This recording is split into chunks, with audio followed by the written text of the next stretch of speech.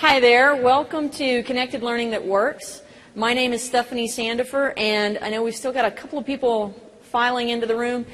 Let me go over just a couple of quick things. I know the Wi-Fi is slow. That's just how it goes at a tech conference when everyone is trying to connect.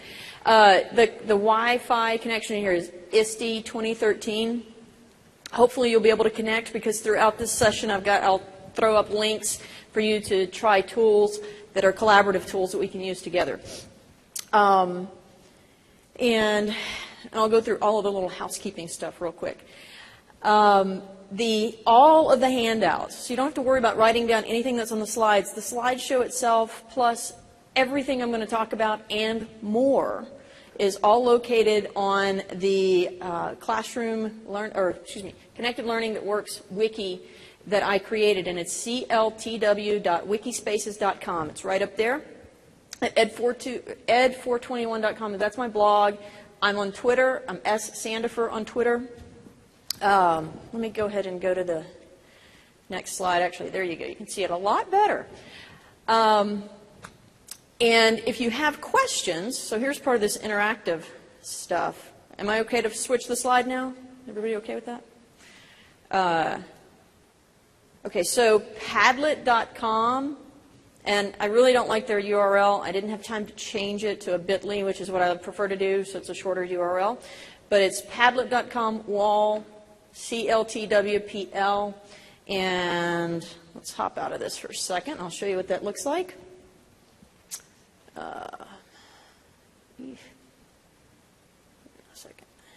Okay, Padlet, because I want to show you tools. Actually, so here are here's the wiki, and my screen's messed up because of the projector, but if I scroll down, you'll see there's the slideshow, and then tons of information, and then links to individual pages for the strategies. But Padlet looks like this. Someone already got in there. So you just click, there you go, and when you get in there, you can put in your name or a title for that and type a question. And I'll try to get back to these. If we run out of time and I can't get to these during the session, I will tweet out the answers later. So let's go back to this, and then let's go back to Keynote. Okay. So I'm going to leave it right there just for a second. My name is Stephanie Sandifer. I'm an educator from Houston, Texas. And in my years of experience in the education world, I've done everything from classroom teaching to being a school improvement facilitator, dean of instruction, literacy coach, technology coach, literacy curriculum specialist. I've worn a ton of different hats. And I'm from Houston, so I've even worn cowboy hats occasionally. I didn't bring the cowboy hat with me on this trip, but I should have. It would have been fun to wear. But in all of my experiences, one of the things that I've always struggled with was getting past, especially when I was coaching other teachers or working with other teachers and trying to help them with technology. Of course, when I started doing that, I didn't know any better, and I was still doing technology training. Get up in front of the group for about 30 to 45 minutes, the standard professional development time slot on the campus, and do a quick, training session, and then, everybody was going to go back to the classroom and use it, right? And that never happened. It was like maybe one or two people would go back. I do have fond memories of someone stopping me in the hall occasionally and going, "I used PowerPoint for the first time today." And that was wonderful. But we didn't get the transfer from the training to the classroom. And quite frequently, the problems were I don't have time. It doesn't fit with what I'm doing. And so there were a lot of obstacles. Over time, I've figured out ways to help teachers understand how to integrate this into what they're doing a little bit better. But one of the problems I think we still fall into is we tend to throw tools out or pick tools based on, it just happens to be the new thing. So lots of examples of that. Let's put smartboards in every classroom. And how many teachers are using them in every classroom? How many teachers are using them in a transformative way versus it's a really expensive chalkboard? So there's a lot of examples of it just not being used in the right way, and that's because we start with the what. And what we really need to start with is the why and the how. Why are we even needing a tool? Why are we going to use it? And the why of what's our ultimate goal for student learning, aside from the tool itself. And then how do we use the tool? Because there's a lot of good stuff out there. You know, I don't want to say anything bad about smartboards, because there are good ways, really effective, transformative ways to use smartboards in classrooms, and I've seen some of that. So it's not the what, it's the how you use it and why you're using it. So that's my tech tool golden rule. Not what, but why and how. And here's a really good example. This is me this past Saturday night. This is the very first time I got to try a pair of Google glasses. And that, I didn't say, oh, shiny when I was doing it, but I was like, oh my God, this is so cool. And those of us in ed tech tend to do that, right? Oh, this is awesome, this is so cool. What wasn't going through my head at all, I wasn't even remotely thinking about how I might use this in the classroom. I was borrowing these from an educator who actually makes really cool educational videos with it. He teaches online, he teaches science, STEM classes online, and he uses it to take videos that he then uploads for his students to watch. And it's all based on science and STEM concepts. But my initial reaction is a very typical reaction, just that, ooh, this is shiny, this is new, and we do that in education. But I just want to remind you, it's not the what, but the why and the how. So what I want you to get out of this session is to start to develop a couple of different new lenses for looking at technology. Rather than going, oh, wow, that's really cool, let's figure out a way to use it in the classroom. Use a couple of new lenses. One of those is to look at the research around effective, we typically call it effective instruction strategies. But I've got instruction marked out here because I'm really not fond of that word anymore. I would prefer to say, let's look at research around effective learning experiences. Because in instruction, to me, that's teacher-centered. Learning experiences focuses more on the student, what the student is doing and what they are experiencing in the learning moment. The classroom instruction that works, even though they still use the term instruction, this is a good basis or a good baseline set of information to look at. That's a horrible picture there, I know. So don't worry about that. There's links to all of this on the handouts, but basically this is just from the McCrell information. They've taken classroom instruction that works and repackaged it for us to better understand how to use it in the classroom. And so I'll explain that a little bit more, but the other lens that I encourage you to start using is models for tech integration. And again, I've marked out integration because I'm not fond of that word either. I'd rather think of it in terms of transforming the classroom. So this model is called the SAMR model. Some of you may be familiar with it. If you start at the bottom, substitution, so we're using technology at the bottom level just to substitute for something we did in a traditional way. So examples of that would be PowerPoint instead of an overhead projector. The really expensive smartboard instead of just using dry erase board or chalkboard. But at the top, redefinition is where we're starting to use technology to do things that we never did before and that we couldn't do before. So new tasks previously inconceivable.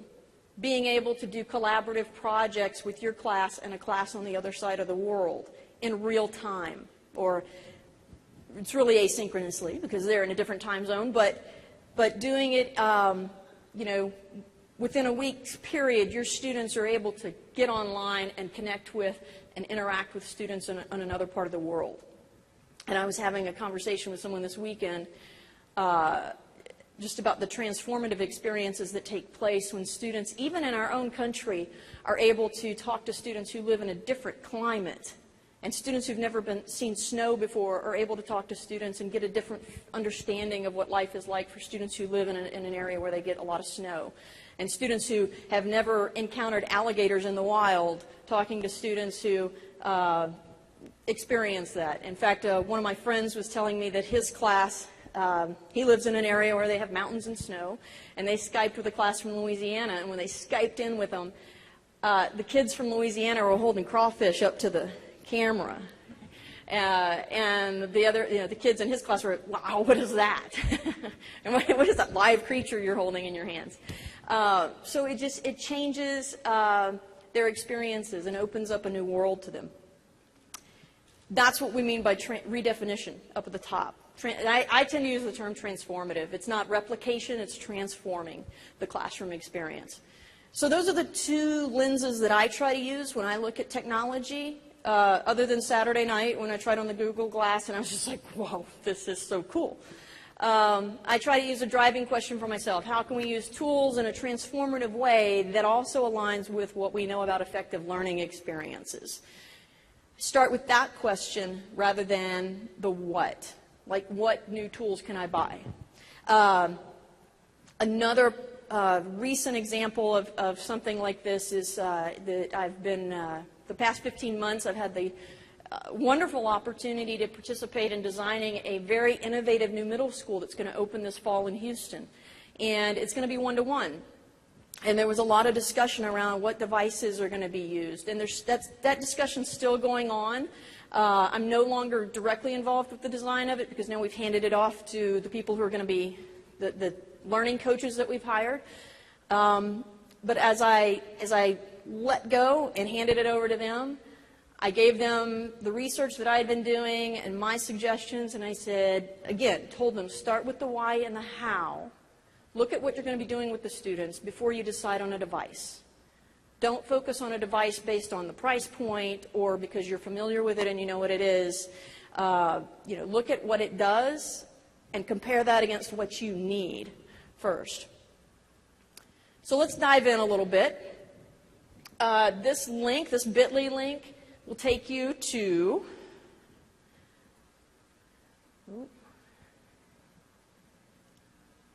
a Google Doc.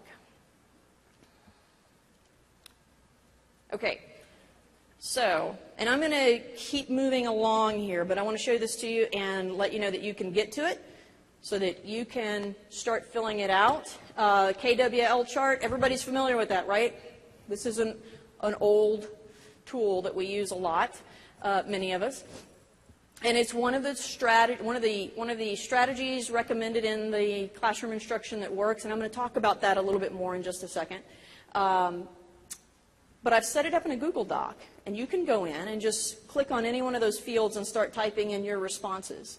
I used to do this in a Google spreadsheet, but it got a little confusing because at the end, or it started as a form, and people couldn't go back in and fill out the bottom or the last column. What did I learn?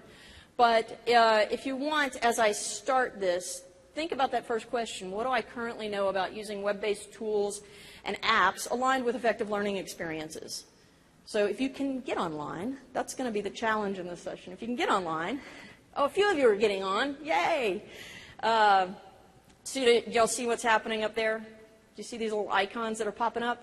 These are people getting into the doc and start. So actually, let me leave that up just for a second. If somebody's in there, even if you don't know what you're going to say yet, click in one of those spaces and start typing. And we'll watch this happen live. This is one of the tools in my own personal Swiss Army knife, digital Swiss Army knife. Everything Google. Is it not? Oh, I'm sorry. Yeah.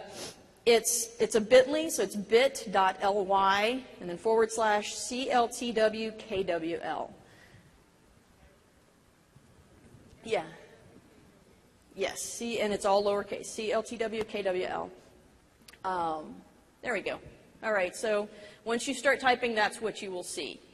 Let me go back to the keynote here. Okay. So first of all, this session is titled Connected Learning That Works.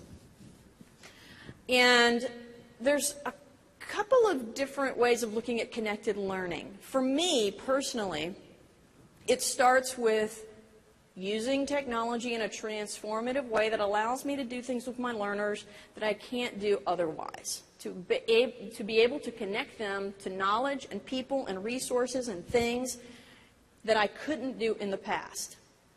And there's a lot of different things that I can use for that. Web 2.0, apps, creating PLNs, personal learning networks for my students, allowing my students to develop PLEs, which are their personal learning environments, and that encompasses everything they use to learn. It's mobile. It's 24/7, 365. It's available anywhere, anytime, and they can learn from anyone. They can even learn from other students. There's another good, so a lot of research going on connected learning, and there's the link to this. It's connectedlearning.tv, and this is some research under the umbrella of the MacArthur Foundation, and so they're focusing more on connected learning in the sense of connecting to student interests, connecting students to peers, so a peer culture. And then they've got some guiding principles for that. I love what they're doing, and in fact, I have done some stuff with them in the past because I think what they're focusing on is essential as well. And some of their research even focuses on how connected learning happens outside of the school day. So we know that students are really connecting a lot after school when they're involved in sports, other kinds of after-school activities, clubs, things like that. And so they're looking at what happens in that informal learning environment, which is really cool to look at. So for me, I've kind of meshed it all together, and for me, connected learning is really, it's a messy, collaborative, personalized, peer-supported, and networked learning that can take place anywhere, anytime, using any means necessary. So it's kind of a long definition, but that's what it means for me. And I start with the messy because I think it is messy, and it can be, and it should be. So classroom instruction that works. Again, please don't write all of that down, and I hate that slide because I hate text like that. But there's the link to the wiki for this session, and on the wiki, there is a single page for every single one of these categories. So these categories are the ones. Classroom Instruction That Works is the title of a book, and a bunch of books actually, published through McCrell, and you probably are familiar with it in terms of Robert Marzano's Classroom Instruction That Works. So, like, I thought about, let me, find images of some of the books and put them up there.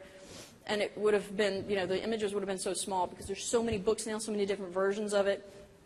But essentially, it's Marzano and his team went through 30 years of educational research on what were the effective best practices in the classroom. When you start digging into this, you start seeing things that you probably are very familiar with, things that you started using and realized they worked, and you kept using them. So they took all of these strategies and they put them into these categories.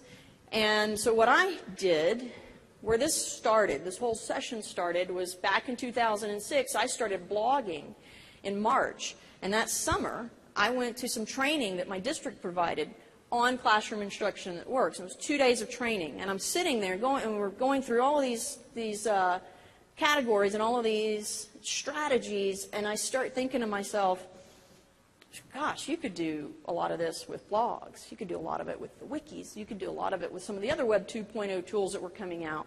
And I went home that night and I blogged about it, and Vicki Davis commented on the blog, and she said, why don't you just start a wiki and then get people to throw in ideas? And I did, and the next year I presented this session based on what came out of that wiki. So all these minds coming together and saying, hey, you could do this under this category, and you could do this under this category. And I actually presented it here in 2008, which is, actually, so I guess it was 2 years after I did it. So it's kind of nice to be back here again and doing it, but doing a new version of it. But anyway, so that's where it started, and this connection between the research and all these new tools. Now, I do want to point out that, yes, there is a book called Using Technology with Classroom That Works, and I know the authors, and in 2008, about 2 weeks before I was going to do this session, I found out about that book that had just been published. So we instantly connected. I connected with the authors almost immediately, and over the past several years, we've collaborated a lot on their ideas and my ideas. So there are links to a lot of their resources because it's great stuff.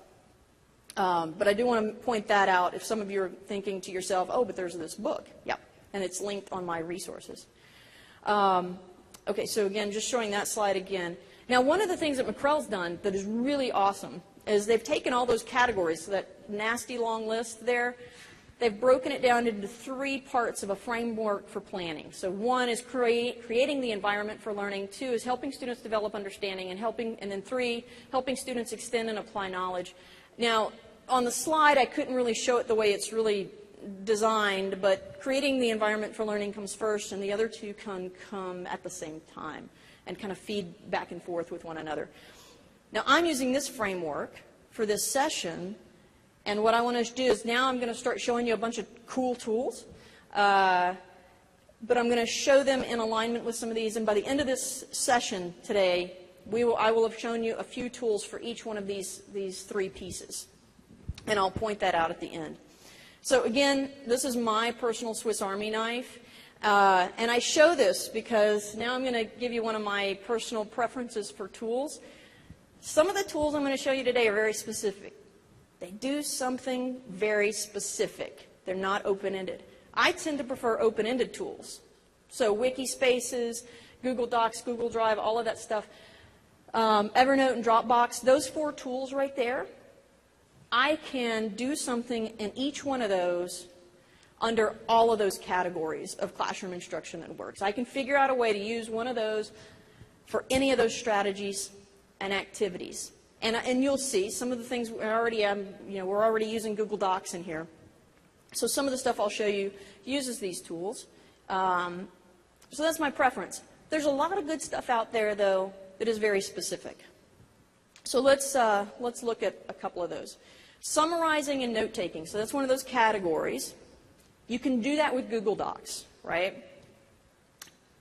But you run into a problem with Google Docs at times if you want stuff that, well, you can run into it at times if your school, run into a problem if you don't have Google Apps for Education in your school, right? Because students need to have the logins, otherwise they show up as anonymous on, when they're editing, and you don't necessarily really want that. So this is a free tool. Let me hop out of this and I'll show it to you.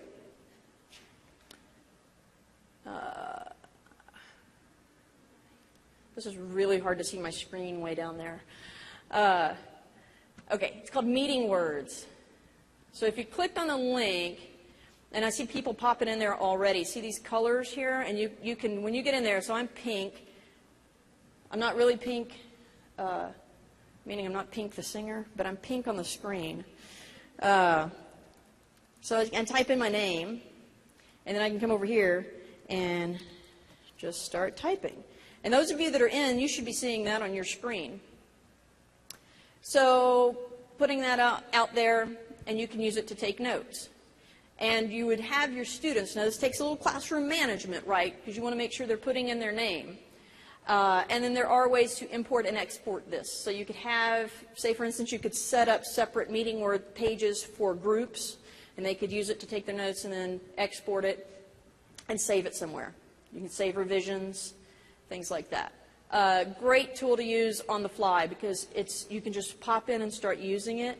And those of you that are playing with it, you can go in and do that without having a login. So that's nice. Back to play. Okay. So there are other tools out there like that, and you'll probably run into them while you're here at ISTE because there's somebody throw out some to me. It's like Meeting Words, and I can't even remember the names of all the others, but there's a lot of them that look just like that. So if you see it somewhere else and they're using a different URL, that's okay. There are a lot built just like that. That's the one that I tend to use. Cues, questions, and advanced organizers. This is Now, in this category, one of the strategies they recommend is using a lot of advanced organizers. So mind mapping tools, brainstorming tools, Venn diagrams, things of that nature.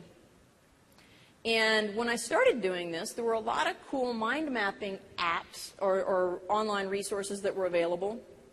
And over the past few years, a lot of them have started to become you subscribe, you have to pay and subscribe to them. So they're not free and open anymore, which is unfortunate. But just this past week, I found one that is free and open, and it's called Real-Time Board. So that will take you to Real-Time Board right there, and it should. Again, we're using technology live and in the wild. So let me show you what it looks like. And if you get in there and you can't access it, I apologize. Here we go. So I put up a driving question. If you can get in using the link that I gave you, which is CLTW RTBD, it's a bit.ly link. I'll pop back over to that. Then you should be able to come out here and just click. And it's not even letting me do it. Really? Come on. There we go. Okay, click and drag, and then you can create shapes and enter your text. And we could do, again, we will run out of time if we sit here and do this, but we could do some brainstorming together. There are a couple of other tools that are similar. Another one that I like is Bubbleless, and it's bubbl.us. And just click Start Brainstorming. This is how, I'm not logged in, by the way. So I could sign in, I could create an account. I'm not. Start here and type a word. Oh. And so, again, this is something you could share with students, and they could use this for teaming, doing brainstorming, or you could just do it on the board. One that I used to love was MindMeister, but it's no longer accessible in the way that it used to be. But you can see here that at some point in time, see, I had to be logged in. Now it's saying all changes are anonymous. The last time I tried this, I couldn't even do anything anonymously. So it changes. And so one of the reasons I share a lot of different tools that are similar is because the tools change over time. But MindMeister was actually, it's a very powerful tool to use. So I do demonstrate it. And then if you don't want to, if you just want access to some graphic organizers, but you don't necessarily want to create your own, and again, all of these links are in the handouts, so don't worry about trying to get down links. Exploratree, and the URL for that is exploratree.org.uk, and this has a ton of thinking guides that are free that you can just download and print. So if you're looking for a resource where you can just get printables, this is a great place to go, and you can just click, and then it's got, you notice this has it mapping, solving problems, exploring, analyzing, different perspectives, thinking guides, so a lot of great resources there. Let's go back here.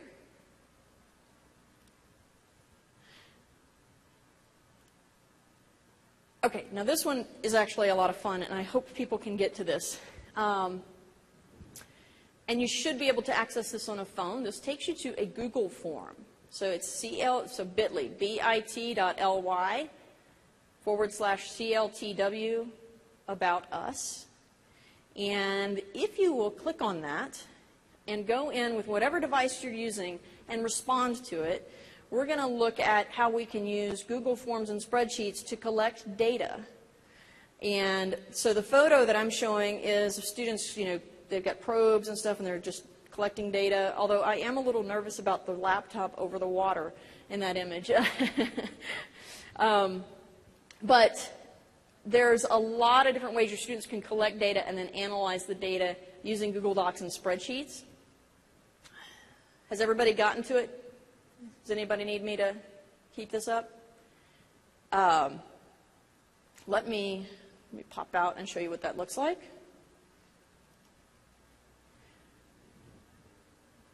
Find where I'm at here. Oh, Okay, I'll come back to that. I'll tell you that in just a second. Okay, so it should look like this. ISTE about us. So again, it was a bit.ly, so bit.ly/CLTW about us. So if you click on that, fill this out. It should just take a couple of seconds because it's pretty quick. You'll go to another page where you'll tell me about yourself. As you're doing that, I'm going to show you another cool thing that I just learned about. Under Q's questions and advanced organizers, one of the things we sometimes struggle with is differentiating the questions that we're throwing out to our class, to our students. And there's this really cool tool, app, called StickPick. Anybody familiar with StickPick? Okay, one hand went up. It looks like it's for elementary, but I could easily use this at the high school level as well. Basically, what it allows you to do is, this is just like the old strategy of putting students' names on the popsicle stick, right? Pulling it out of a jar. But it's an app. It's on your phone. So you set it up beforehand. You put the students' names in. And then this is aligned to Bloom's questions. So you can designate where you want each student. Maybe you start out at the beginning with all of them at the lowest level of Bloom's. And as you go through this, you can start to differentiate based on where this, how well the student is comprehending the information. And it will, when you pick a student's name, so if I pick John, then it's going to give me question stems based on whatever level I've designated for that student. So he might be at comprehension level, and Tom might be at creation level, or maybe he's lower in Bloom's. But it'll give you that, and then you can always change it, so you can go up or down in Bloom's. But I thought that was pretty cool that it'll give you the question stems on there. So that's StickPick. Now let's go over here. And has anybody filled this out yet? Let's see some. Okay, all right. So let me go to Google Docs. And let's look at responses. Wow, okay, a lot of people have. Very cool. So let's look at the data. So it's in spreadsheet form, right? Wait a minute. Oh, they changed this again on me. Yeah, here we go. Show summary of responses. This is what I like about this. Okay, so we started out with you guessing what these averages were, right? So what do you think is the average age range of participants in the sessions? And it looks like most people said 30 to 40. What do you think the average number of years of experience? Most of you said 10 to 15. How far did we travel? Most of you said 500 to 1,000 miles. How did we get here? Most of you said airplane. And what device do you think most of the audience is using? Tablet is the #1 pick. So average age range is actually, the largest number of responses was 40 to 50, but it is like 30 to 60 if you include all of them. So this, you could use this with students. Do you see, they can predict, they can make a hypothesis about what they think is going to happen or what they think the data is going to show them. Then when they collect the actual data, and it's in a beautiful visual format, so they can see that. And that took all of just a few minutes. And here, easy questions, right? But I do want to see what we responded to. Miles traveled, kind of a tie between 100 and 500 miles and 1,000 to 3,000 miles. And no one took a bicycle or a spaceship or a boat here. And the devices, tablets and smartphones. So there were 17 that responded with a tablet and 10 that responded with a smartphone. So that's pretty cool, right? Be able to look at data like that quickly. On to the next.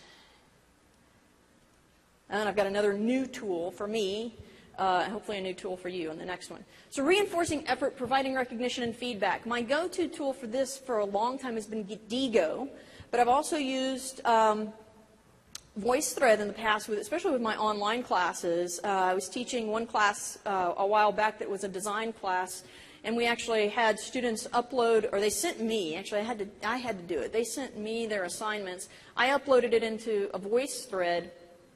And everybody familiar with VoiceThread? It's been around a while.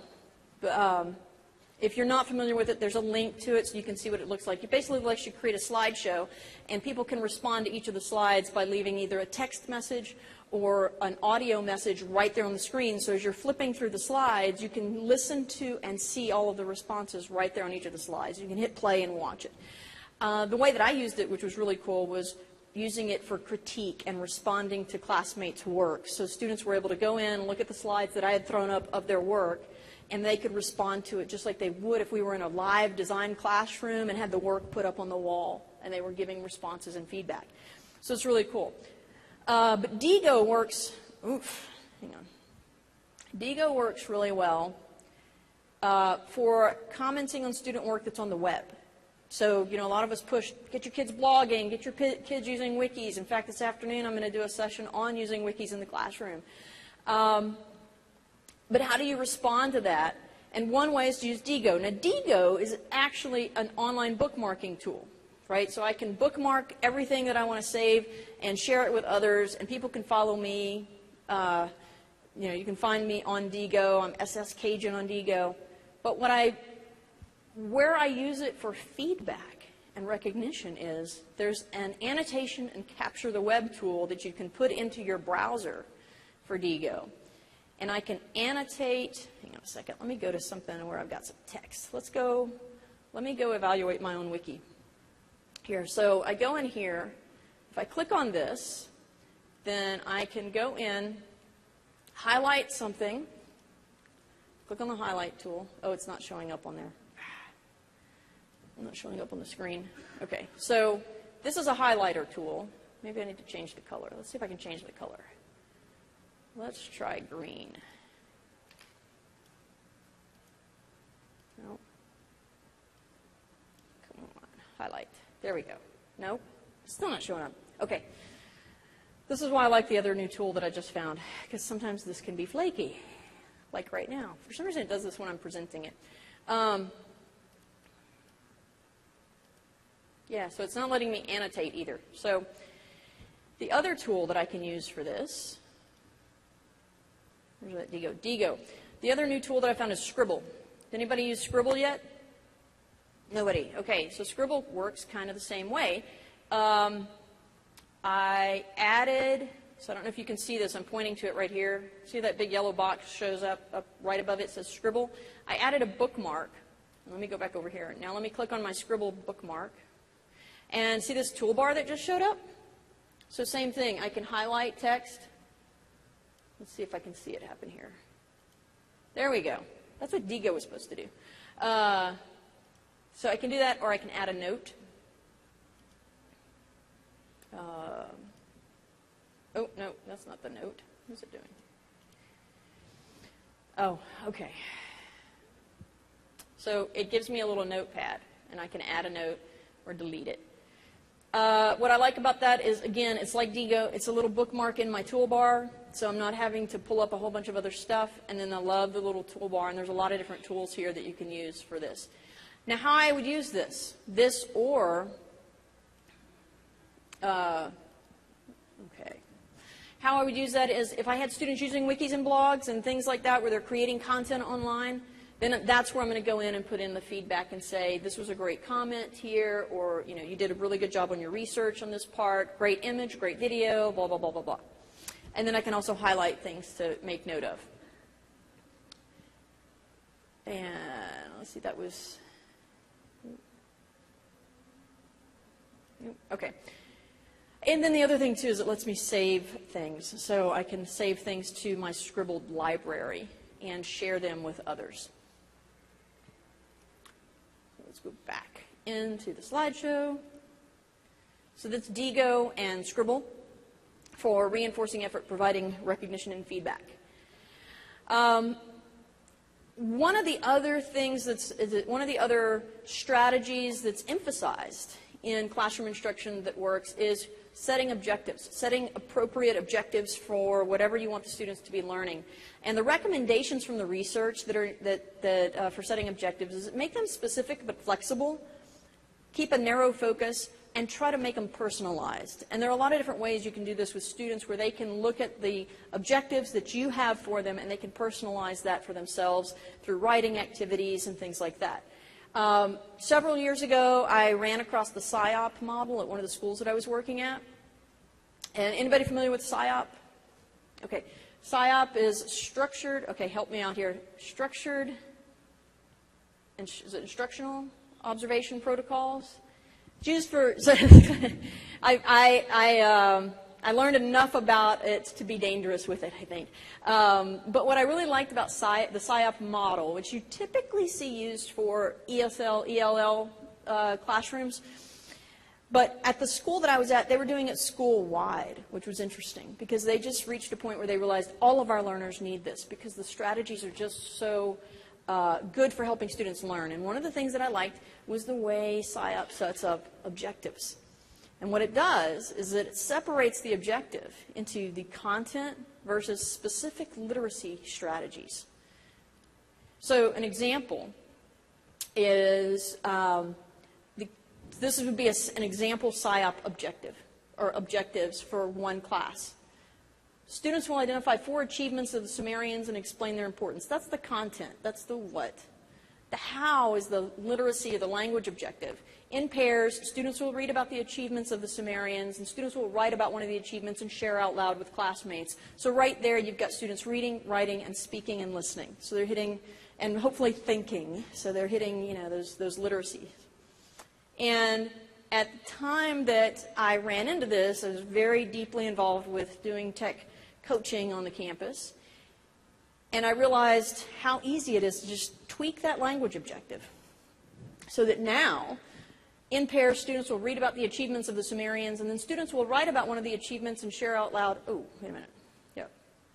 I don't have the other slide on here. Hang on. Oh, then I'll just say it. Sorry about that.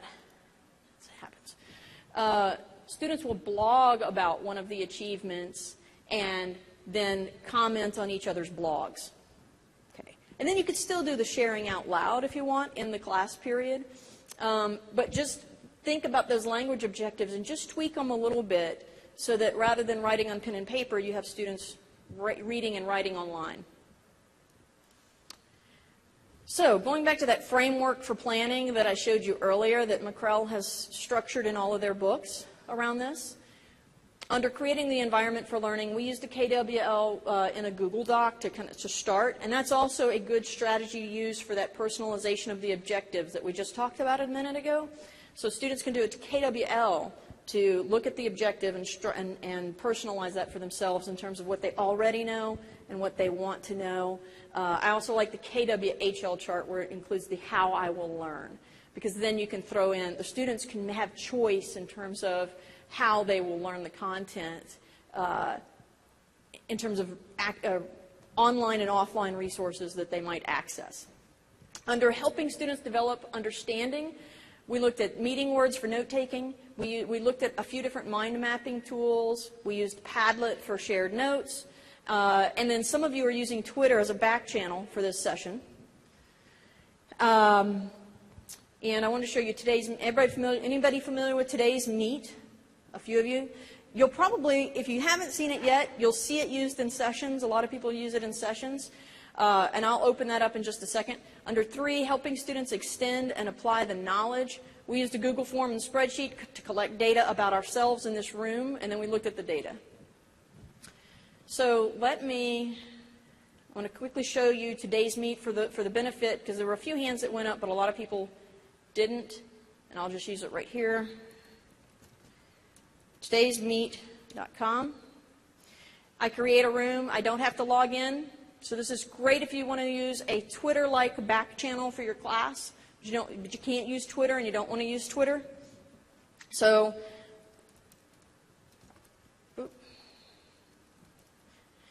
don't misspell your name. And then I can say how long this particular room will be up. It might be just 2 hours. I might leave it up all year, whatever it is, one day. Create your room. Share that link with your students. Create your room. Create your room. Oh, it's not letting me do it, huh? Okay, create your room. There we go. And then students will put in their name, join, and instantly be able to share messages. And the next message shows up like that. And so it instantly populates. So you'll see a lot of presenters using this as back channels. I saw a few people using it on Saturday at the pre-conference thing. So let's go back over here. I'm going to get into questions and answers in just a second. Before I do that, I had to put the slide up because I don't forget. Connected Educators Month. I was very involved with this last August. This year it's going to be October 2013. ConnectedEducators.org is the site. This is Department of Education, and it's a month of activities for teachers or for educators to become more connected and to engage in free webinars, online communities, things of that nature. So check it out.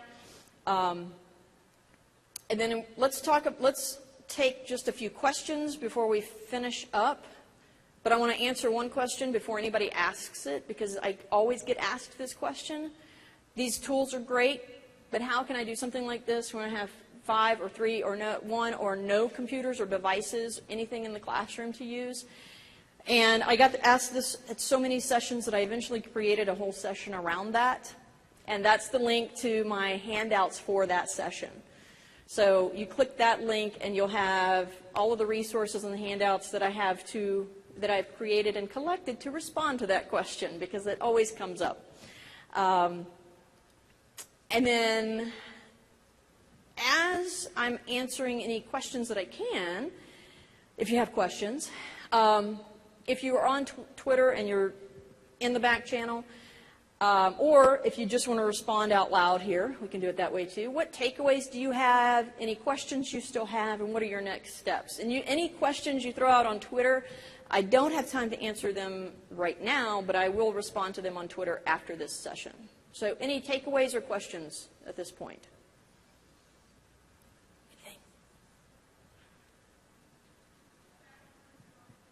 Sure, I can. I'm going to go back one slide to this one. Hang on. That one? Okay, yeah, I'll just leave it there so that everybody can get that. And again, there's links to all of this in the handouts for this session.